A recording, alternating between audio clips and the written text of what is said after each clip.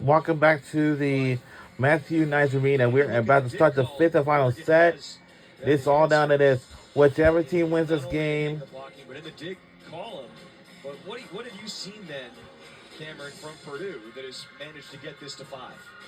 Well, it's been a little bit of different answers through different sets. In the third set, I think their blocks really started to come together. And then I looked to the fourth set, and they actually just kept the margin much slimmer. There were 13 tied scores in that fourth set with only 6. We're about to start the fifth and final set. It's all down to this. If we go up to 15 points and we win the game, let's see who wins. And we are underway in set number 5. This is all down to this. It will be all decide. The exception being that point, a lot of really long rallies. Purdue already has a season high for any match in total attacks. And we're just starting the fifth set here. Well, and Eva Hudson has had 65, making now 66 attempts. Like, throw some ice on that arm. Despite a lot of rallies, both setters have managed to be in system. Both setters are now over 50 assists. Or if not in system, at least still dishing out dimes.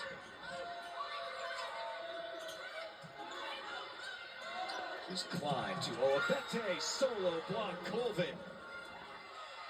One of the best at shutting down opposing middles.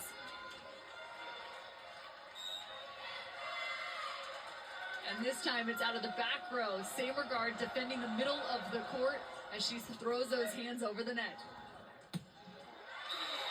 Collier hits line, up blocking the back row, an area where Purdue struggled in that Sweet 16 loss to Oregon last year. Looking better so far today. Now a double-double for Collier, by the way. Up to 15 kills with 10 digs.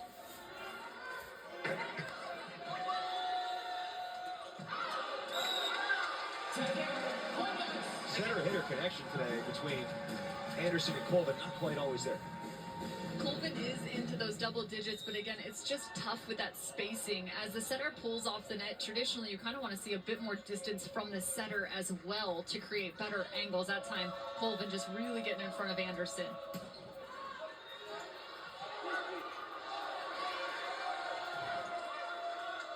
Anderson to Hudson.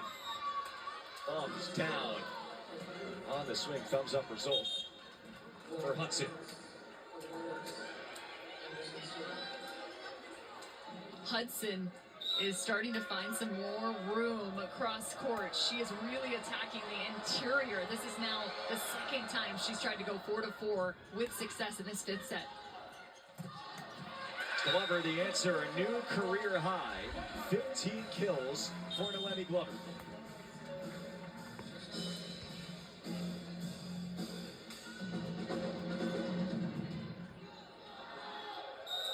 What's going to make the difference, do you think, in this fifth set? If Purdue can stay in system and get their middles going at a high clip, and Oregon's block could be the biggest difference here. What about Hudson from the middle? That counts as in system. Dialing something different up, saving it for the fifth set. Right back to this rotation. Watch for the slide attack here from Ofebu. Horno. Anderson tried to play it off the net, could not. Collier showing her own range. Both these attackers have been going after the high 5-6 seam. So all of a sudden, as you get those blockers reaching high, what happens? You create shorter angles kind of through the armpit of the interior of the middle blocker.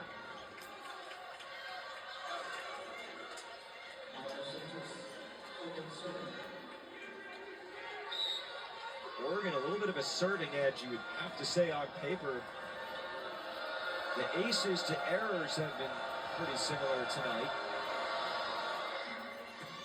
Although at times Purdue has been, as you've said, out of system. Jacoy on the first First blow, Bete.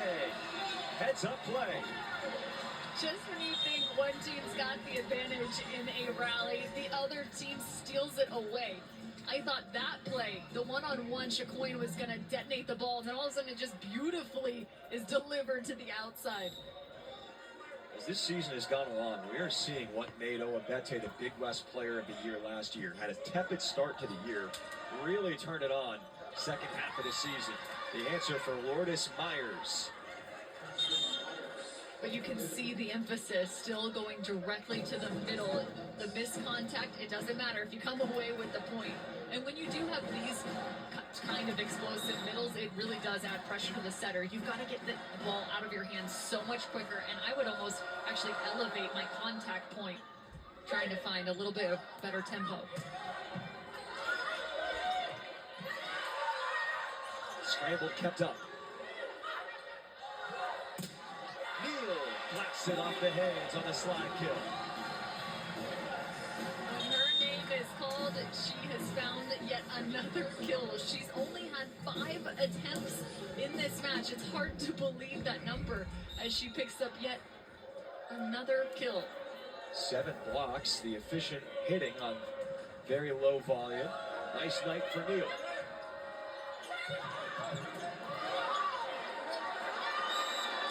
Purdue jumps ahead by a point. If you're Oregon right now, you're thinking back to that 4th set as well as the 3rd set, and Matt Ulmer, right, having that connection and trying to calm his team down in terms of their breath. This is that moment in the 5th set for them now.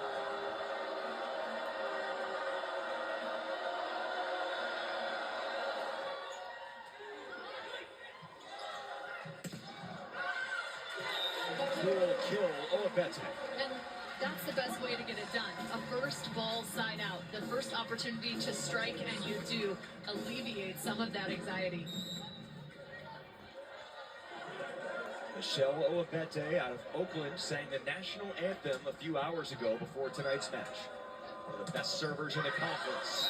And they score off of her serve. Myers bottled up in the middle, which will take us to a timeout.